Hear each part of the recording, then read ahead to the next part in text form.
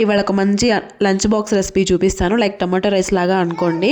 First ఒక బాండీ పెట్టేసి అందులో కొంచెం లవంగాలు, చెక్క, కొంచెం బిర్యానీ ఆకు ఒకటి, ఇలాచి ఒకటైతే వేసాను. ఇవి బాగా ఫ్రై అయిపోయిన తర్వాత ఒక కప్పు వరకు లావుగా కట్ చేసి పెట్టుకున్న ఉల్లిపాయలు అయితే వేసుకుంటున్నాను. అందులోనే 2 పచ్చిమిరపకాయలు కూడా వేసుకోవాలి. ఇవి కొంచెం దోరగా ఫ్రై అవ్వాలంటే ఫ్రై అవ్వకూడదు, లైక్ మగ్గాలన్నమాట. అంటే తెలుసు కదా, ఉల్లిపాయ మెత్తగా అయితే సరిపోతుంది. తర్వాత ఇందులోనే మనము ఏ కప్పుతో అయితే ఉల్లిపాయలు వేసుకున్నామో అదే కప్పుతో మనం టమాటాలను కూడా కట్ చేసి మెజర్ చేసుకుని పక్కన పెట్టేసుకోవాలి.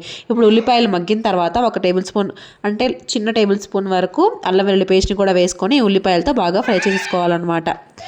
తర్వాత మనం ఏ కప్పుతో అయితే ఉల్లిపాయలు వేసుకున్నామో సేమ్ మెజర్మెంట్ తీసుకుని పక్కన పెట్టుకున్నాం కదా టమాటాలు, వాటిని కూడా వేసేసుకోవాలన్నమాట. ఇలా వేసుకున్న తర్వాత ఉప్పు అయితే వేసుకుంటున్నాను, ఎందుకంటే టమాటాలు త్వరగా మగ్గుతాయి. ఇలా టమాటాలు కూడా మగ్గిన తర్వాత మంచి కలర్ అయితే వస్తుంది అనమాట. ఇలా మంచి సిమ్ మీద పెట్టుకొని మగ్గబెట్టుకోండి, చాలా బాగా కుక్ అవుతుంది. కొంచెం గ్రేవీ లాగా వస్తుంది, గుజ్జులాగా. ఇప్పుడు అందులోనే టమాటో రైస్ మసాలా, ఉప్పు, కారం, పసుపు అన్నీ అడ్జస్ట్ చేసేసుకోవాలి.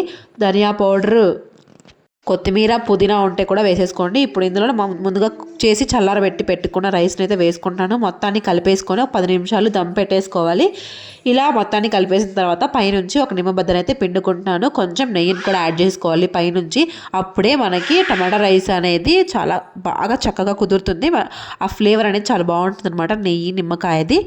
మంచి కార్డ్ సెట్ 350 రూపీస్ నుంచి 400 మధ్యలో వస్తే ఎంత బాగుంటుందో కదా. అదే కార్డ్ సెట్ని నేను ట్యాగ్ ప్రొడక్ట్లో లింక్ ఇస్తాను, ఒకసారి చెక్ చేయండి కావాలి అంటే. రెసిపీ నచ్చితే సబ్స్క్రైబ్ చేసుకోవచ్చు కదా.